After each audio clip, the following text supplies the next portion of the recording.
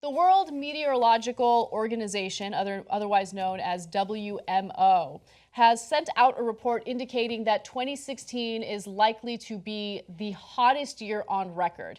Now, they want to warn you that obviously the year isn't over yet, so they're going to hold off on officially naming 2016 the hottest year on record, but it is set to be the hottest year on record. Now, according to their research, 2016, the agency said, will very likely be the hottest year on record. That would mean that the last 3 years, 2014, 2015, and 2016, have set ever more impressive temperature records in quick succession. So this is very important information for all of us to really digest. And I know, the vast majority of our viewers, I think the vast majority of our country, not considering some of our right-wing politicians, agree that climate change is a serious issue that should be addressed. Now, considering who we elected, it doesn't seem like we're going to do anything to help combat climate change. In fact, we're going to go against agreements like the Paris Climate Agreement that would seek to lower carbon emissions, and it would actually exacerbate the climate issue that we're having right now. Now, according to the researchers, 2016 was 1.2 degrees Celsius warmer on average than temperatures for the pre-industrial Earth. Also, 16 of the 17 hottest years on record have been this century.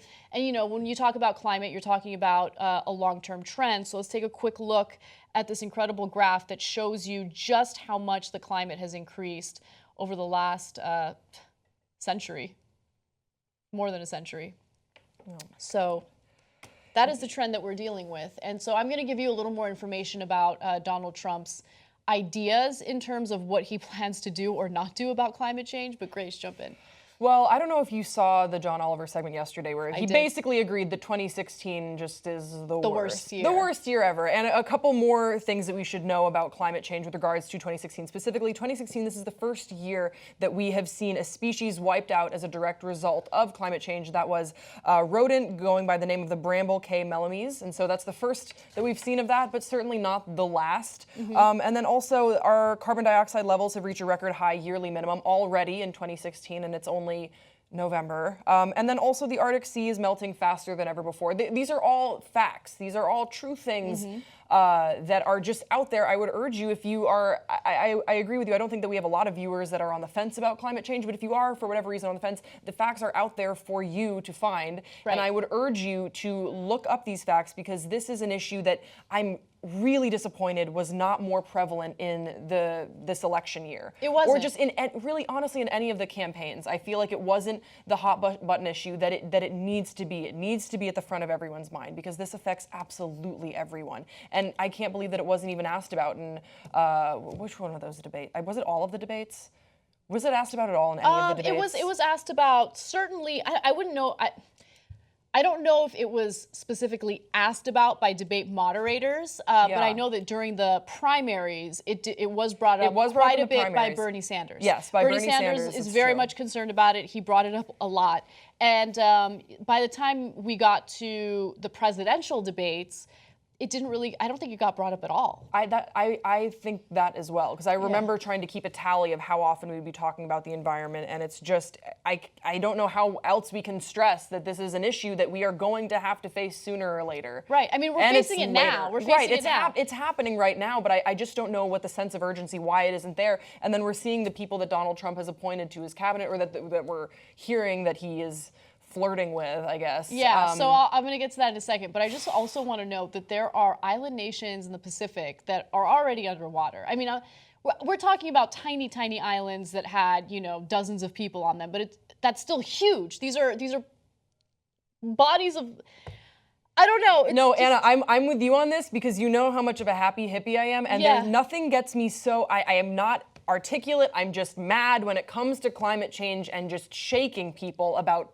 doing something. Yeah, I mean, this is something that will not only impact where you live in terms of, the conditions, the weather patterns and all that, it's also a threat to national security. It's a threat to our agriculture. Once you have, high temperatures like this, it's more and more difficult to grow food. And so I mean, you're going to have wars over food. It's going to be bad. I mean, have you guys seen Mad Max? If you haven't seen that yet, you should watch that movie. Yeah. And if you don't want that to happen, then you should look up climate change and what you can do to help.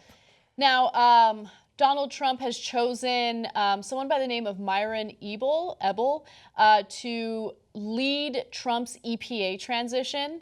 Which is interesting because Trump also said that he plans on dismantling the EPA. Now, the reason why Myron is relevant to this conversation is because he is a climate skeptic, okay? He denies climate change. He is part of a libertarian organization known as Competitive Enterprise Institute. I'm sure you can see where this is going. And it's funded in large part by the fossil fuel industry. And so already you have someone in a pretty high position working with Trump to push the country against doing anything about climate change. You also have Trump saying that he will pull out of the Paris Climate Agreement. This was an agreement among hundreds of countries where you would lower carbon emissions through certain behavior. And it just gets worse and worse. The more you hear about it, it gets worse and worse. Donald Trump also had tweeted the following recently. The concept of global warming was created by and for the Chinese in order to make U.S. manufacturing non-competitive. That was retweeted 104,000 times and liked 65,000 times. So that's what we're dealing with. Also, Myron said that climate change was, quote, a silly issue. Yes.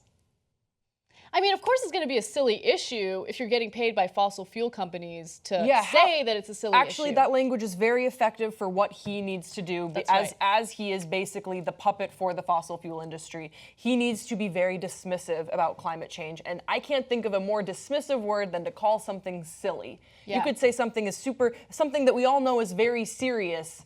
Texting and driving, that's a silly issue.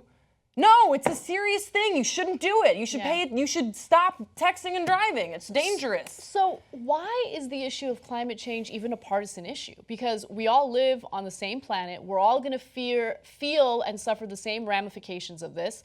I mean, if you're wealthier, there are certain ways that you can insulate yourself in your life from climate change. But when things get bad, and even your money can't protect you. The reason why this has become a partisan issue when it doesn't need to be is precisely what's happening with this organization and how it's funded by fossil fuel companies. It's money in politics. It always goes back to money in politics. There's no reason why conservatives should be in favor of denying man-made climate change. I mean, I get that there are people working in the coal industry and they're worried about their livelihood and they're worried about their jobs. But if we invest in renewable energy, there's new jobs for you to go to. There's new work for you to rely on, right? But we don't invest in that. We don't invest in that nearly enough. And under Trump, I don't think we're going to invest in that at all as a country. Yeah, and you know, my friend made kind of an interesting analogy, and I hope it isn't super terrible now that I'm saying it back, because it was when we were drinking that she made this. But she sort of compared people that are taking money to deny climate change in the political sphere as people that tried to buy lifeboat spaces from people on the Titanic. Because there were people, as the Titanic was saying this, I'll give you $100 for your spot on the lifeboat. And people are like, no, the boat is sinking. Like, I'm gonna get on the lifeboat. I don't care about your money. And I think people, the politicians that we see, or the people that are hyped up in the political rhetoric that are saying that climate change is a myth, that are propped up by the fossil fuel industry to say that, are basically like the idiots that thought that money could buy their way onto a lifeboat. People need to know that there are lifeboat options and that we can do what we can to stop this or to mitigate the damage that we've already caused. But you can't deny it, and money means shit to the planet. Are you kidding me? I know. We're talking about climate change. Who gives a fuck about your money? Dumb, silly people give a fuck about money. Silly, silly people. Podcast the whole 2-hour Young Turks every single day, commercial-free. All-Star Tuesdays, Aggressive Progressives, Old School, Post Games, TYT Classics. You get it all with membership. Do it now. TYTnetwork.com/join.